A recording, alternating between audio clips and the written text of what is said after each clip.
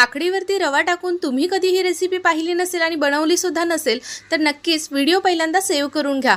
तर इथे पहा आपण काकडीवरती रवा घालून अप्रतिम अशी रेसिपी बनवते। अतिशय पौष्टिक होणारी आहे, लहानांपासून मोठ्यांपर्यंत सर्वांना आवडणारी आहे, शरीराला थंडावा देणारी आहे आणि उन्हाळ्यामध्ये शरीराला थंडावा देणारं जास्तीत जास्त आपण काहीतरी खात असतो। त्यामध्ये काकडी पहा बऱ्याच वेळा आपण खाऊन कंटाळा येतो अशीच किंवा कोशिंबीर खाऊन। त्यावेळी काय करायचं, काकडी घ्यायची, स्वच्छ धुवून घ्यायची, तुकडे करून मिक्सरच्या भांड्यात घालायची, 1 कप रवा घालायचा, त्याच्यावरती आल्याचा तुकडा आणि 2 मिरच्या घालायच्या, अर्धा कप दही घालायचं, 1 कप पाणी घालायचं, छान असं इथे बॅटर स्मूथ असं वाटून घ्यायचं। आता इथे पहा 2 बॅचेस मध्ये मी थोडं थोडं करून घेतलेलं आहे। त्याच बॅटर मध्ये आपल्याला 1 कप इतकं तांदळाचं पीठ घालून घ्यायचंय। आता हे सुद्धा अगदी व्यवस्थित स्मूथ असं तयार करून घेतलं। दोन्ही मिश्रण एकत्र करून छान असे फेटून घ्यायचे। या पद्धतीने फेटून घेतले की अगदी कलर पहा चेंज झालेला आहे। अशा कन्सिस्टन्सीचं बॅटर आपल्याला इथे तयार करून घ्यायचं आहे।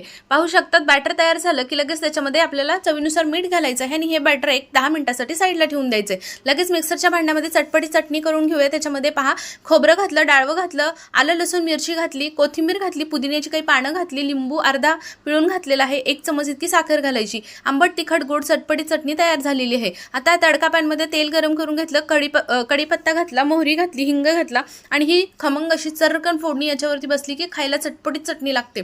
लगेच चवीनुसार मीठ घातलं, साईडला ठेवून दिलं। आता पहा तव्यावरती पहा तेल लावून घेतलं आणि 1 ते 1.5 पळी इतकं बॅटर घालून घेतलं। अजिबात जास्त पांगायचं नाही, त्याच्याने काय होतं जाळी अगदी छान सुटते आणि पदार्थ इतका सॉफ्ट आणि छान होतो की खायला अगदी प्रौढ व्यक्ती सुद्धा खाऊ शकतात। अलट पलट करून दोन्ही बाजूनी मस्त असं शेकून घ्यायचं। अशा पद्धतीने हे काकडीचे धिरडे जर तुम्हाला सॉफ्ट हवे असतील तर सॉफ्ट बनवा किंवा जर कुरकुरीत खायचे असतील तर या पद्धतीने छान असं पांगून घेऊन मस्त जाळी पाहू शकता किती छान सुटलेली आहे। या पद्धतीने कुरकुरीत सुद्धा बनवून खाऊ शकता।